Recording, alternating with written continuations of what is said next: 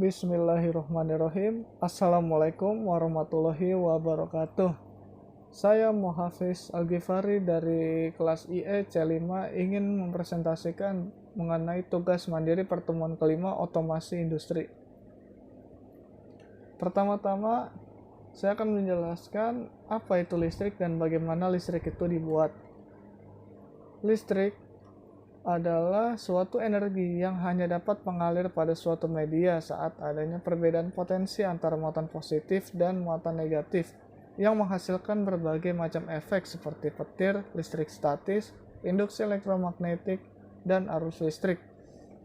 Proses pembuatan listrik terjadi saat proses lepasnya elektron dari lintasan atom dan proses masuknya elektron liar ke dalam lintasan atom. Inilah awal mula munculnya arus listrik.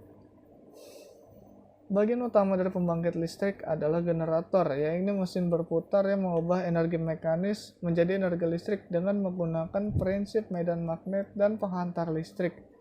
Mesin generator ini diaktifkan dengan menggunakan berbagai sumber energi. Selanjutnya, apa yang dimaksud arus DC dan arus AC?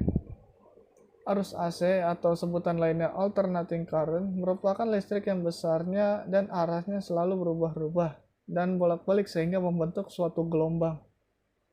Sedangkan arus DC yaitu direct current adalah sebuah arus atau tegangan yang mengalir pada rangkaian listrik dalam satu arah saja.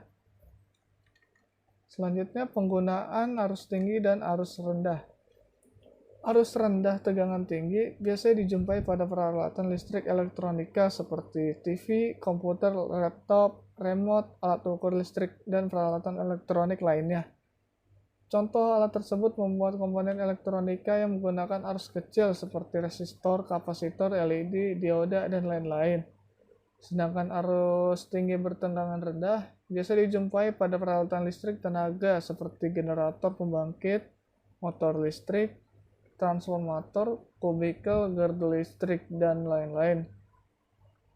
Contoh peralatan listrik tersebut membuat komponen yang besar seperti generator, terdapat gulungan kawat, dan penghantar yang begitu besar sehingga bisa dilalui arus yang tinggi.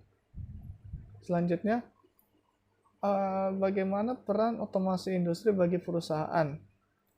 Peran otomasi industri bagi perusahaan adalah untuk meningkatkan produktivitas, kualitas, serta fleksibilitas dalam proses pembuatan atau produksi perusahaan.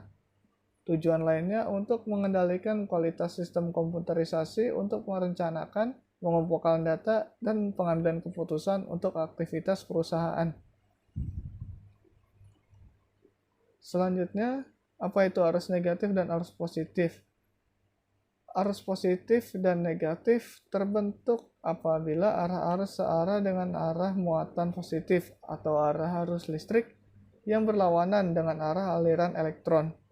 Suatu partikel dapat muatan terdiri dari dua jenis, yaitu menjadi muatan positif apabila kehilangan elektron dan menjadi muatan negatif apabila menerima elektron dari partikel lain. Elektron akan mengalir dari kutub negatif ke kutub positif karena elektron yang bermuatan negatif akan tertarik oleh kutub bermuatan positif. Selanjutnya, jelaskan mengenai listrik 3 phase dan listrik 1 phase dan manfaatnya.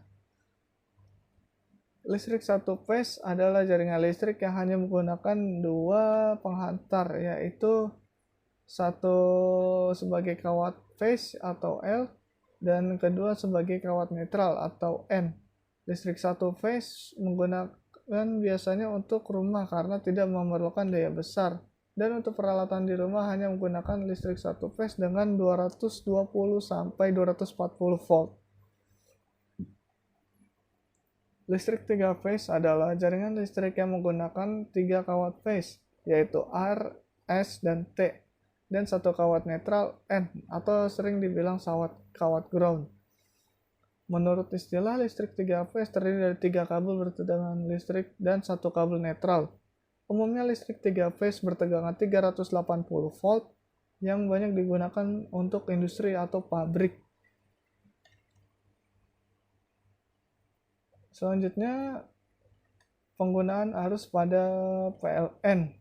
PLN menggunakan arus AC atau alternating current untuk masalah transmisi daya atau energi listriknya. Biasanya jarak antar pembangkit listrik dengan pengguna listrik itu jauh, bisa ratusan kilometer. Oleh karena itu, kawat atau kabel transmisinya mempunyai resistensi. Maka untuk jarak jauh nilai resistensi ini akan membesar. Semakin besar nilai resistensi, semakin besar daya yang hilang di dalam kabel. Nah, salah satu cara upaya untuk mengurangi daya yang hilang pada saluran transmisi dengan cara meninggikan tegangan menggunakan trafo. Selanjutnya penjelasan mengenai magnet. Magnet adalah suatu benda yang mampu menarik benda lain di sekitarnya yang memiliki sifat khusus. Magnet hanya menarik benda tertentu yang ada di sekitarnya. Tidak semua jenis benda bisa ditarik oleh magnet meski berada dalam jangkauannya, karena setiap magnet memiliki sifat kemagnetan. Jenis bahan magnet terbagi menjadi dua, yaitu magnetik atau ferromagnetik dan bahan non-magnetik. Magnet mempunyai dua kutub, yaitu kutub utara dan kutub selatan.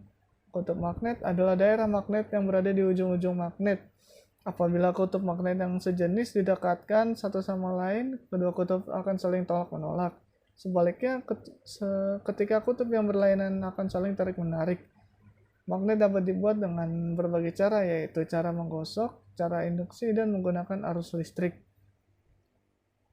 Mungkin itu saja sekian yang dapat saya sampaikan. Kurang lebihnya mohon maaf. Wassalamualaikum warahmatullahi wabarakatuh.